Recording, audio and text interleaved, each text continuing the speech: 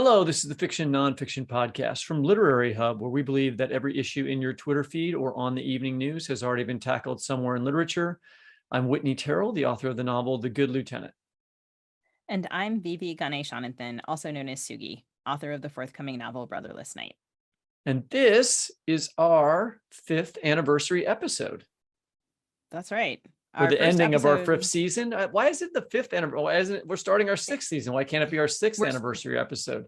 That's not how time works. And our first episode dropped exactly 5 years ago on October 6th, 2017, to the date. And would you even have remembered this if I did not tell you?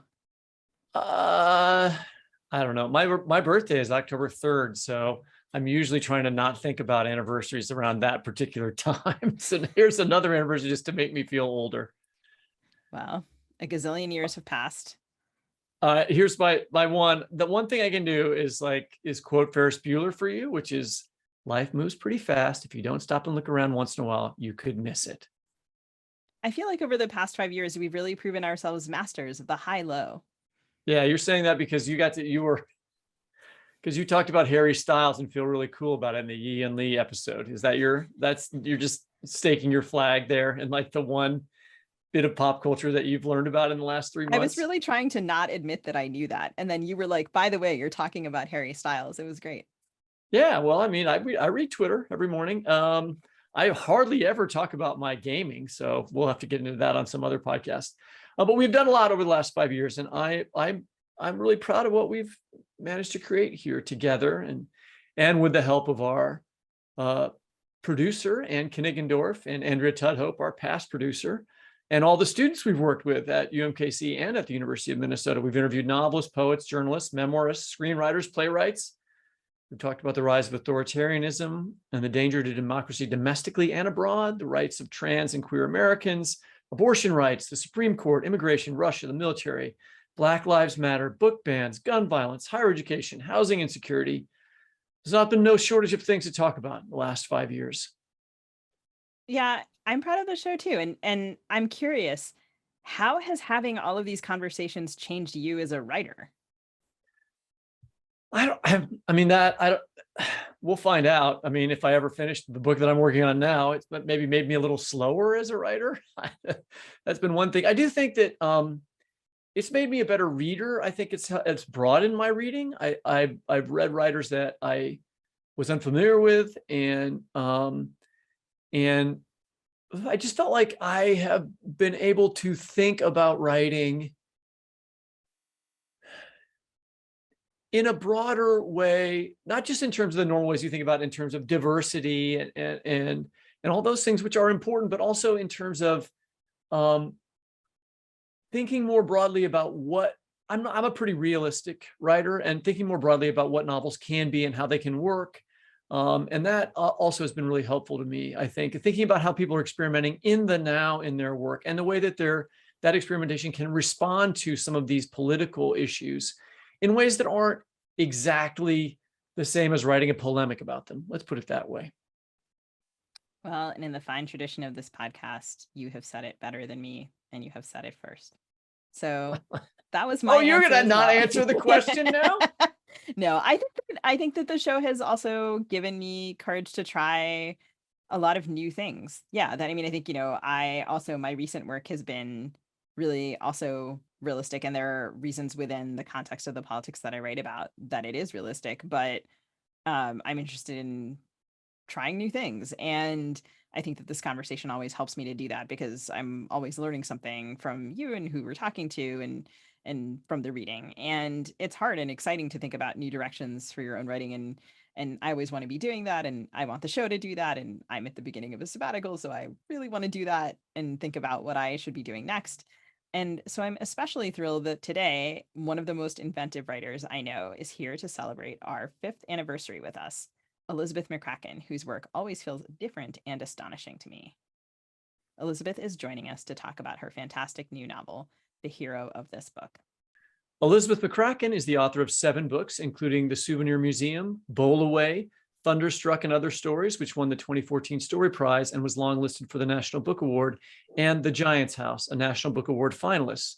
Her stories have appeared in Best American Short Stories, won 3 Pushcart Prizes, a National Magazine Award, and an O. Henry Prize. She has served on the faculty at the Iowa Writers Workshop and currently holds the James Mitzer Chair for Fiction at the University of Texas at Austin. Elizabeth, welcome back to the show. Thank you very much. Tickled to be here. Well, congratulations on the publication of the hero of this book. I loved it.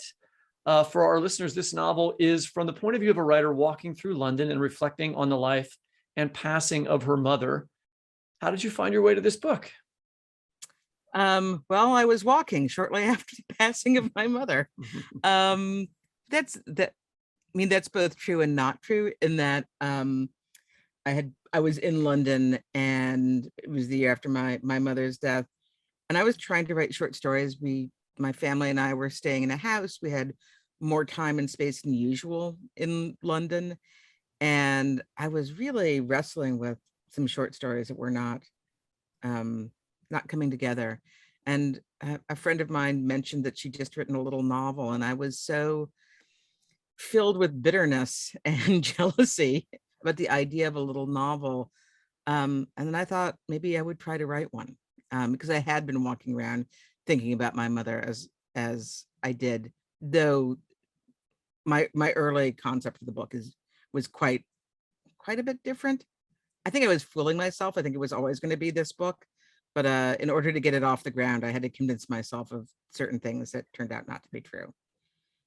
I do that all the time. So- I almost always lie to myself So- about what this book's going to be and how hard it's going to be. I'd really like the two of you to help me lie to myself now, as a person who's at the beginning of sabbatical and is kind of like floundering around. I'm so interested in, like, what did you think the book was going to be that it isn't?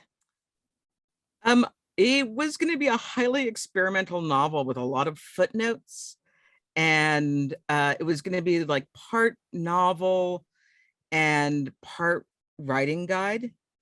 And the writing guide was all going to be, I hadn't ever come to a satisfactory decision about exactly what form, but it was going to be footnotes or endnotes, or maybe it was going to be marginalia.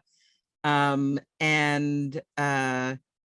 I think that was the only way I could imagine writing a book that was fairly close to the truth. Was telling myself that I was doing this like big experimental thing. That's so Oh, I was interesting clever, I because- thought. I mean, it sounds like what book have I not had to trick myself into doing some way or another?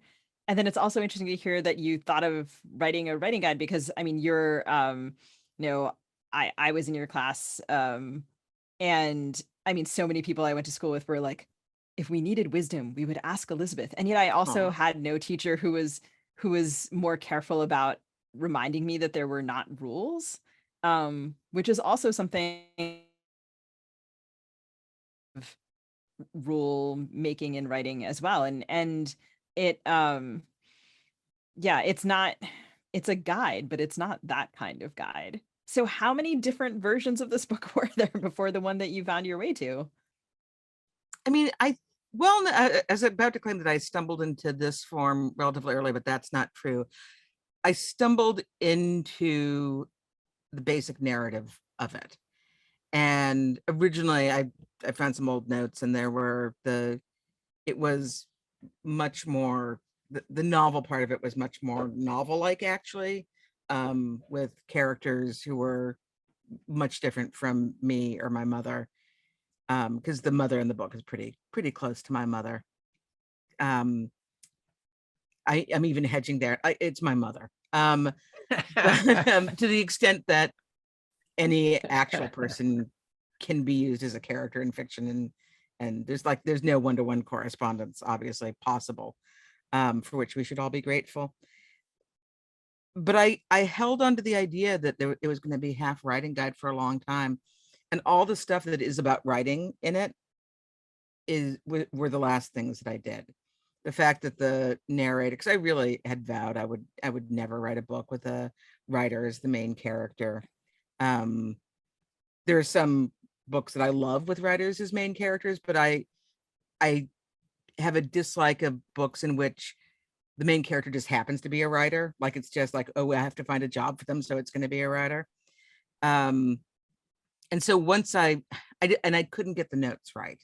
I couldn't figure out a way to connect them to the book and have it be a satisfying reading experience. The concept was very exciting to me, but I couldn't figure out how to do it. So I feel like even as I hear you just say, this character is my mother, I feel like I'm chucking out all of my questions, in which I was going to be so careful to not, very respectfully sort of be like, No, go ahead. this is not. I'm not in practice, Sugi, at talking about this. And originally I thought I was just gonna like lie all the way through. It's not, I mean, because it is a novel. I mean, I do feel that very strongly. I should say the character is based on my mother. Right. And I think, as someone who I never had the privilege of meeting your mom, but I've heard you and talk about her over the years, or have seen Facebook posts or what have you, and sort of knew little dribs and drabs, and sort of couldn't help but match that up. And the writer's mother isn't part of the present narrative of the story, but she's very much alive in the story. And the book acknowledges that as part of its purpose to keep her, to prevent her from evanescing. And in approaching her mother, the writer also seems to be kind of approaching her own future. This is a very Sugi has become middle-aged question. Like, like walking towards the future, and the future's kind of receding, and the mother's death isn't linear, and it's preceded by another hospitalization and this unexpected recovery. And I felt like, as a person who I'm like pretty twitchy about the future these days, and it seems like many people are, and one of my bits of twitchiness is thinking about myself as an elder and caring for people who are older than me in a post-COVID climate changing world. And I found this handling of time in the book to be really reassuring.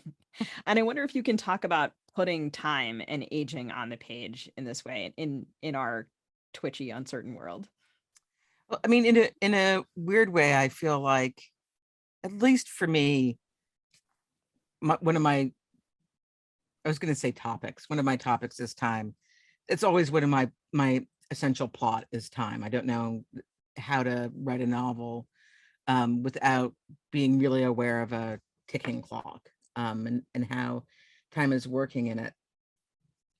And I knew that I didn't want it to be strictly chronological, because the walk felt very important to me as a sort of organizing principle.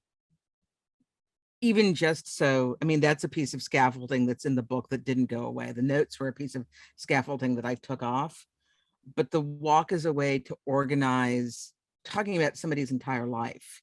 I don't know how I could have done that, especially in a little novel. And it seemed important to me that it was a little novel.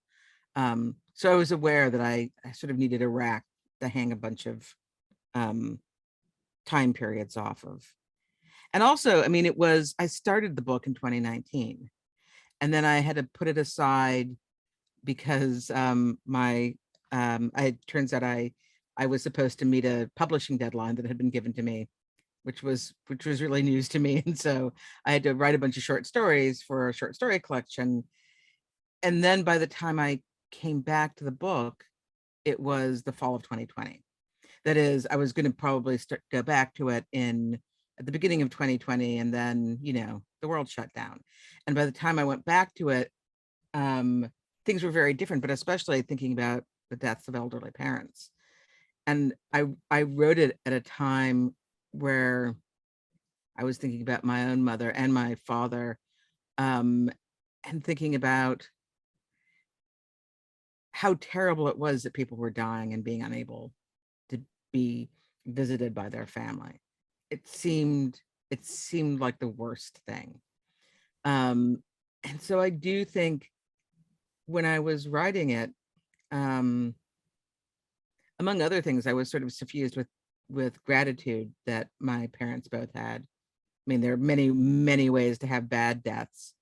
But my parents have both had pretty good deaths. They both were living at home and with people they loved nearby. My father's was sudden, my mother's was not.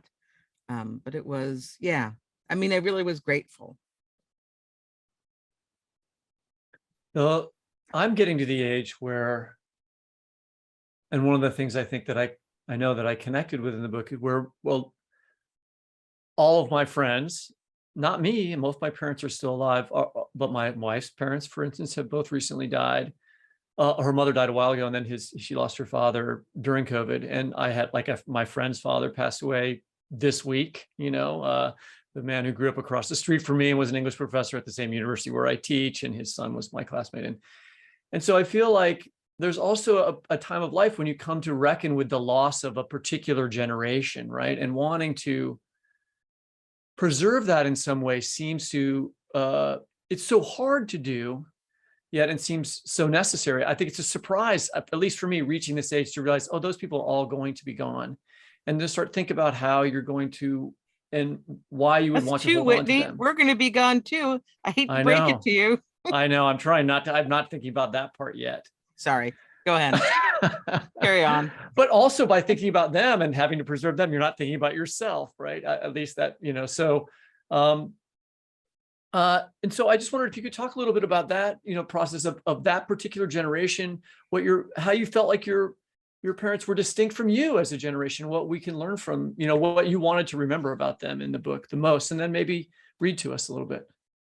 That's a really interesting question, because when I was younger, I was very obsessed with the generation above my parents. I had a grandmother who lived to be 90, who I was very close to, and my grandfather's first cousin, so my first cousin twice removed, who I was very close to.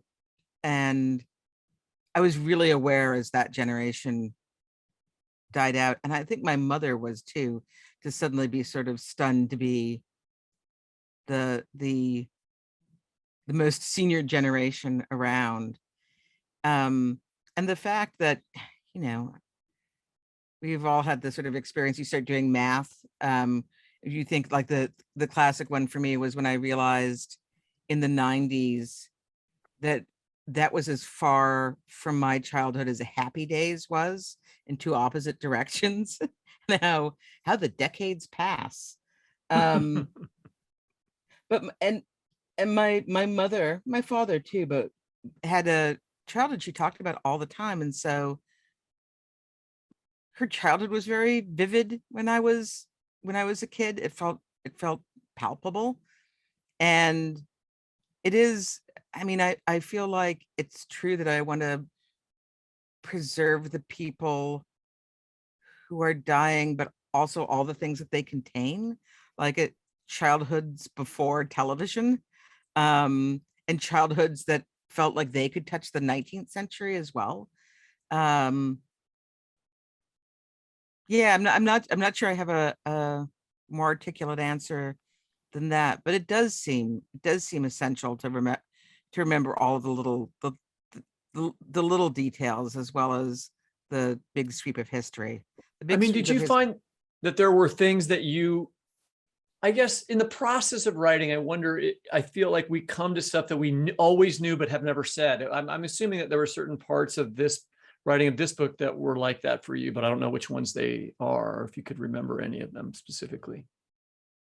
There's a whole list of things that the narrator talks about her mother towards the end of the book, and there were things there that I just sort of sat and tried to remember, and I still, every now and then, I'm walking along the street and I think, oh, my mother used to have water pistols in her kitchen to shoot the cats off the counters. I should have gotten that in. Every now and then something floats back up, and that's been very pleasant, because it's been a way to sort of to keep my mother in mind with little bits of idiosyncrasy.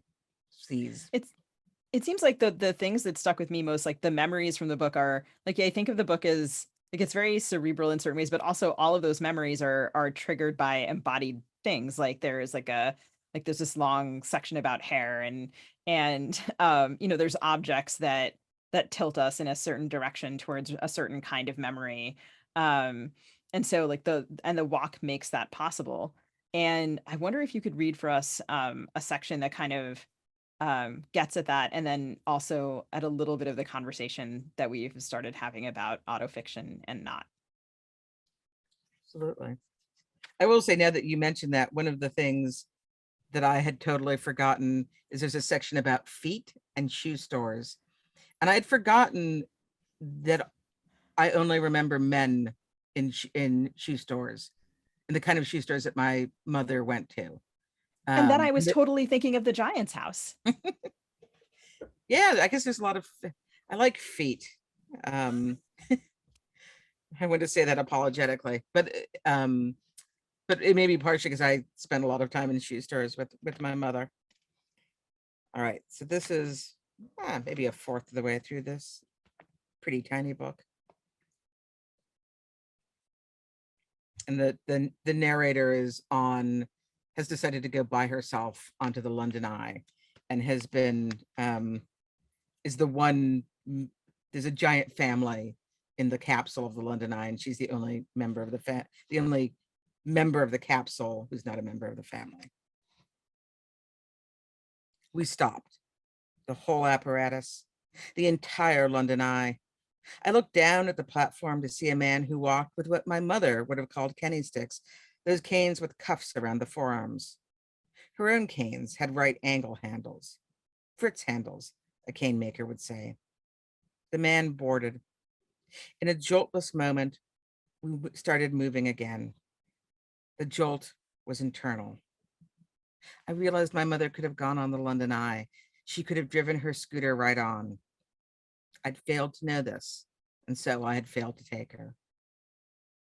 Was this grief? I could feel my mother's joy on the London Eye, her love of heights and good views. That streak of Dale, I knew I was going to have trouble with this word, one of those words I almost never would pronounce ahead of time. That streak of daredevilry and thrill-seeking.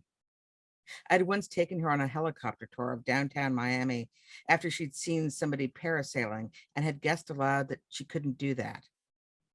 My mother laughed as the helicopter wove through skyscrapers. I believed I would fall to the ground at any moment and thought, I've had nightmares like this. That was actual joy. The joy I could apprehend now had not occurred, was counterfeit, made of regret, and set in regret. I stared down into the next capsule at the teenagers with their green knapsacks, the cheap nylon kind with straps of black braid. Some of the kids sat on the floor and looked at their smartphones. A scruff-bearded man, a teacher, gestured toward all of London. You should look. And a girl shook her head and began to sort through a pack of cards. I wasn't afraid of heights, but I was afraid of a lot of things. I am private. You are guarded. She will steal anyone's story, throw anyone to the sharks for the sake of a book. No matter where you went, the view was of other people. Each capsule on the London Eye was filled with humanity, a diorama, a panel from a comic strip, an epic painting. Focus your brain and see it. Capsule 15, the Last Supper, Jesus in the middle, the apostles arranged around him, stunned, blaming themselves. Is it me, Lord? Is it me? I wasn't sure whether the apostles said that in the actual Bible. I only knew the line as part of a joke somebody had once told me. Capsule 21, the rape of the Sabine women. Capsule 26, a man sawing a lady in half. You might see anything. A murder, an assignation, either at two ends of the same capsule. 32 terrariums numbered 1 through 12, 14 through 33. Display cases for the seabirds of the Thames. How people lived in the past, what people get up to now. I thought, you should write a story that takes place on a Ferris wheel. This was the sort of useless note I might find on a scrap of paper in my pocket, severed from inspiration, a bad fortune I'd given myself. Mim touched the crook of my knee again, and her father leaned on the rail next to her. He wore rectangular metal-framed glasses, a rectangular birthmark high up on his cheek, half magnified by a lens. They like you, he said. Children. And why not? I said heartily, playing the part of the uninvited guest. Happy birthday to Bobo. Ha, he said as though correcting me, my grandmother. One of those families packing as many generations into a span of time as possible. I tried to do the math in my head. If Bobo is 80, she is 80, and this fellow is 30, then It wasn't shocking.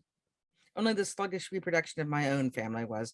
Their great-grandmother, he said, gesturing to Mim and another child, the same size, same everything. Twins. I said it. Twins. Yes, twins. My mother was a twin, I told the right-hand twin, Mim, in her yellow t-shirt. Her sister was in a green t-shirt. My mother loved seeing twins out in the world, insisted on telling them, you know, I'm a twin too, even though the children must have thought it was a lie. She was an old lady all alone. The children didn't realize that one day their twinhood would be invisible because each would mostly or entirely go out in the world without the other. Ah, said the man, and they were happy, the twins of your family. I told the truth. Yes and no. Then we were at the top of the London Eye. Then we headed down. It was boring. We were in a waiting room, waiting to be returned to the world, changed because we hadn't been changed, and were disappointed. I angled myself to the door to be the first to disembark. I didn't want to get caught up. I didn't want to wait. I didn't give Bobo a second look. I produced a single worthwhile short story in college, my last semester, for a class taught by that brilliant woman who suggested I write about people with emotions. It was about a girl and her difficult mother, a mother who didn't resemble mine, except a little in the first sentence. But when I read it aloud at an event at my university, which was also my mother's place of work, she was at the back of the room, and every time I said the words, my mother, a few more people, her coworkers, my friends, turned to look at her. My mother, my flesh and blood mother, who cannot be represented in any autobiographical or fictional or autofictional prose, not even the sentence I'm currently typing. I don't write autofiction. I don't even know what it is, though it sounds like it might be written by a robot or a kiosk or a European. Did all those eyes make my mother feel self-conscious? No. Famous. Thank you so much. I love that section. And I think it's one of the passages that made me feel like this book feels different than anything you've published before.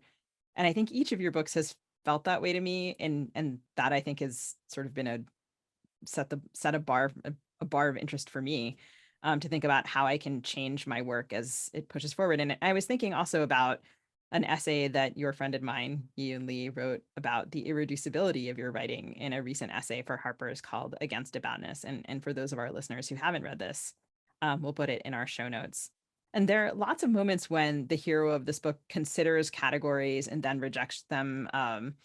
The passage you just read, which anticipates that question about autofiction, but that's not the only one. There's also sections where we get into, what did the mother character think about memoir, for example, or privacy. But then the movement of the writing is constantly towards what is unknowable or new. And that made the book feel really timely, and perfect for this moment. But I was also just thinking about the kind of writerly challenge of building that to a conclusion. And this is admittedly like a very teleological way of thinking about it. But I mean, how do you think about building that to an end when you're writing a story that in essence has no end? It's I'm trying to think of how to answer that question, which is a puzzle, partly because partly because I do very little on purpose when I write. And partly because I'm very intrigued by the question. But also what happened was I had shoved the idea of writing into these notes, which disappeared. And then once I took them out, I put what seemed pertinent in the book. And originally the notes were about, at least at one point when I was trying to trick myself into writing the book, I went, okay, I'm going to try to write sort of like a literary memoir in the notes. And so it talked about going to the Iowa Writers Workshop in the notes, but not in the body of the story. And I think I probably wouldn't have thought about those questions of category had I not been writing these notes, which were supposed to contradict the thing that was the body of the novel. But that once I had to get rid of them, I realized I was still really interested in that contradiction. I don't know if that answers your question or not. Can you say, when you say you wanted the notes to contradict the body of the novel, what do you mean by that? I wanted them to think about autobiography and memoir and autofiction, whatever that is. I'm still feel very uncertain about what autofiction is. And I wanted to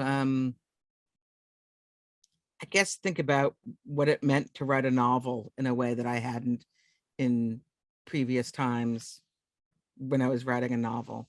I'm thinking of Ian Nunley because I'm incredibly grateful for that, the essay that she wrote, and also incredibly grateful for the things that she thinks about sort of fiction in general in that essay, which I loved, but also about the Book of Goose, which is a book about a writer that I love, and that the sort of the drama of novel writing. And I think it's I'm very interested that we both ended up coincidentally writing books that could not be more different, but that are somehow about what it means to write a novel, which is the only time I will ever compare my work to her work. That book is just so gorgeous and complicated and yeah, amazing. Well, you're going to be on back to back because her episode is up for us right now, and then you get to be next. But we'll tell, nobody can compare. We'll take you all individually. The last time, speaking of writing school and the Iowa Writers Workshop, which you mentioned last time you joined us, you were one of 4 writers talking about creative writing and higher education. We talked about MFAs and applying to them. And I think it's pretty likely that most of our listeners are, I don't know about most, many of our listeners have MFAs. And all of us not only have MFAs, but teach in MFA programs. The narrator of the book teaches creative writing too, and says it can't be taught. So what role does thinking about that part of your life and our lives play in the composition here and the way that you're weaving it into the novel? I'm sure I told Sugi that writing can't be taught when she was in my class. It's a standard joke I make every day. Every first day of class, I say, there's a lot of argument about whether writing can be taught. I don't think it can be. And I think it's just a funny thing to say, and nobody ever thinks it's funny for the professor to say, writing can't be taught. I don't think that, I think I love teaching creative writing. I teach it both at the graduate level and the undergraduate level. And I find both tasks really meaningful in quite different ways. But I think in both cases, you want your students to write the things that only they can write. And I don't know what the rules for those are. I mean, I think there probably are rules for writing fiction, but they're individual to the writer. And as a teacher of creative writing, I feel like the best that I can do is try to help my students think interestingly. I probably said something similar to that the last time I was on. But I think that's the aim, is to get people to think interesting thoughts, to not feel constrained. I think one of the reasons that that rules are comforting, and I often have students begging me for some rules, to which I say, don't use gift as a verb, even though that horse is so far out of the barn. It's not, I still sometimes write no in the margins, but now people have started to say it aloud, and you can't really, when they say gift, somebody gifted me this book, I can't actually go no. But I think rules are comforting, because they are constraints. So you feel sort of safe. They're a car seat. But I'm not sure that all right, this is a really bad metaphor that's brewing in my head. Riding in a car seat is not going to teach you how to drive, though. And that's, I like that metaphor. There you go. I feel like I mean, I you. think you did give us like I mean, I know people who still have, their notes from your classes that I was in with them where they, we would all write down these like Elizabeth said something that we think we can take back and use as a rule, like we can use this to these are the scissors with which we will trim our garden carefully and make sure that it falls in these tidy lines. And then of course we would end up with jungles anyway, in which you would support us. And Always.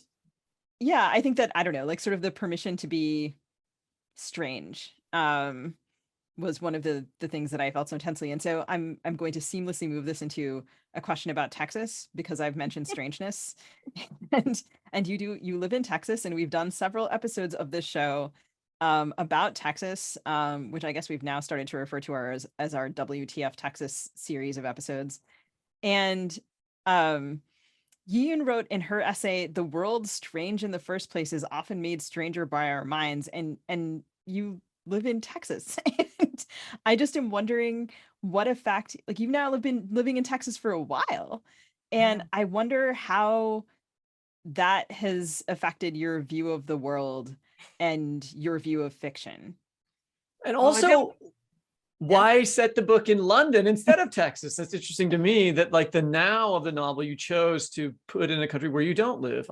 That's a sort of unrelated, but somewhat related question. If you have a chance to answer that one too.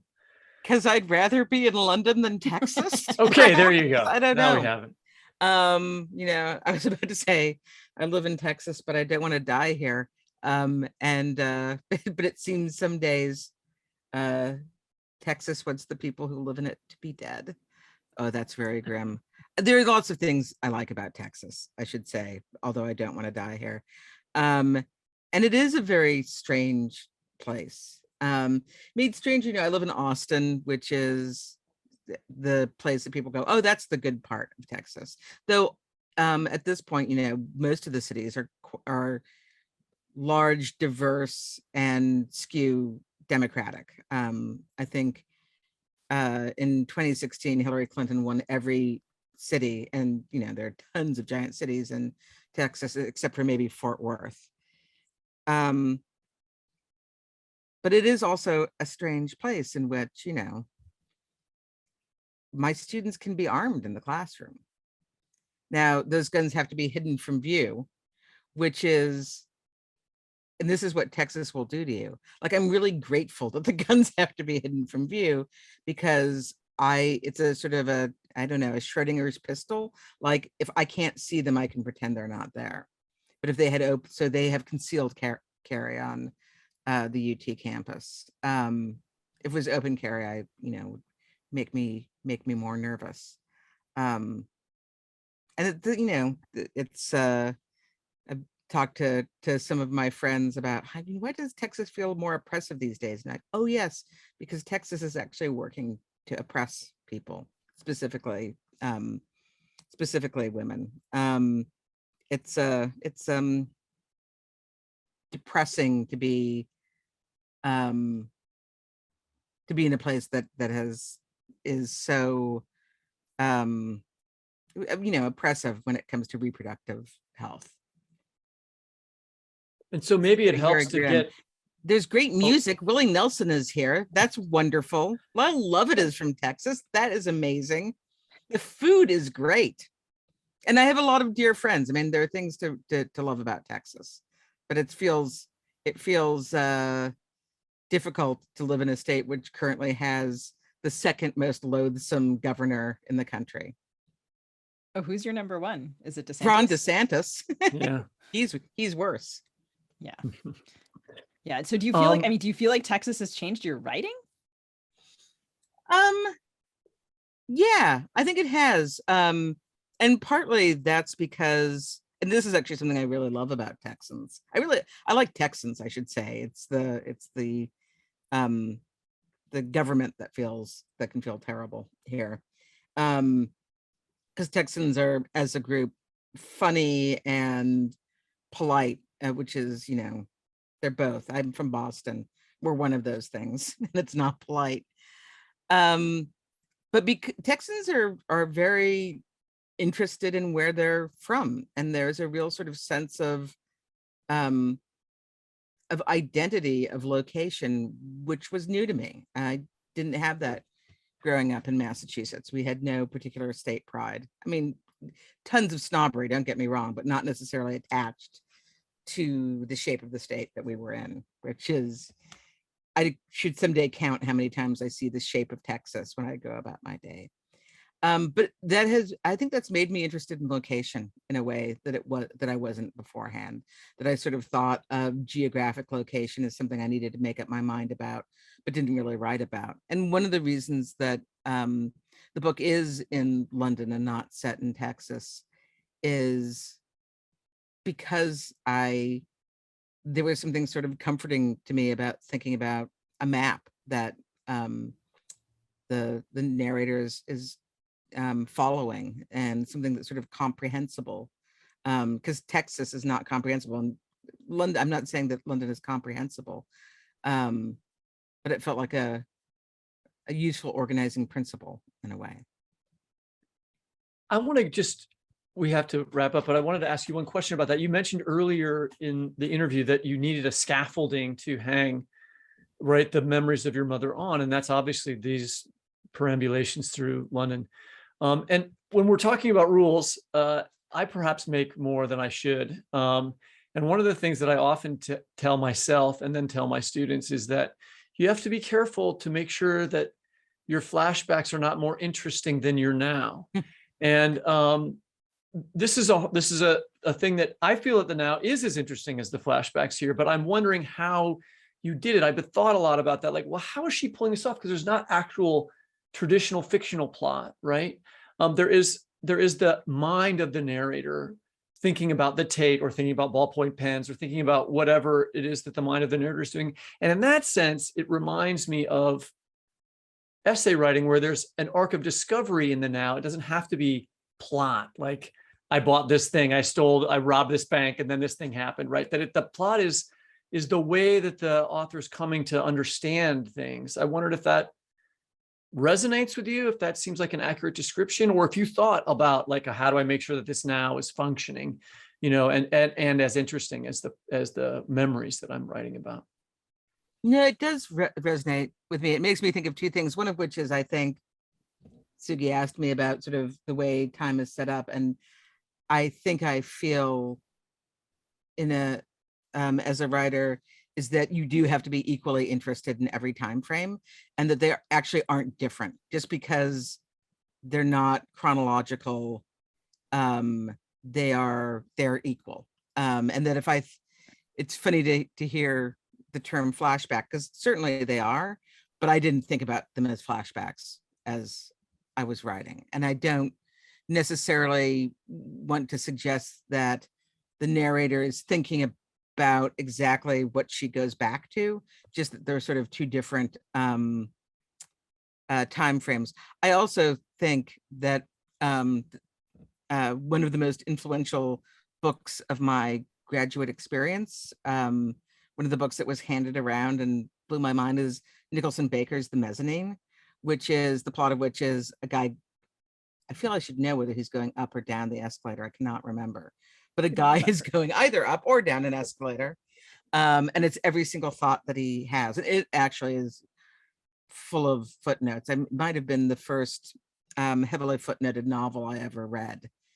And I just loved it, that idea that, in fact, plot can be entirely interior as long as you make it interesting. As long as you make it specific, not sort of ineffable longing, or that's the sort of interior world that as teachers of creative writing, we're all very familiar with. People writing about stomach sinking and sadness, but Baker is so specific and funny and smart. Well, Elizabeth, we so appreciate your joining us for this conversation. And listeners, the hero of this book is out this week, and we recommend you race to your bookstore. If you did not pre-order this book, race to the bookstore and get it, because it's so good. And Elizabeth, thank you so much. You're so welcome. It was a delight. Sorry to be a bummer about Texas.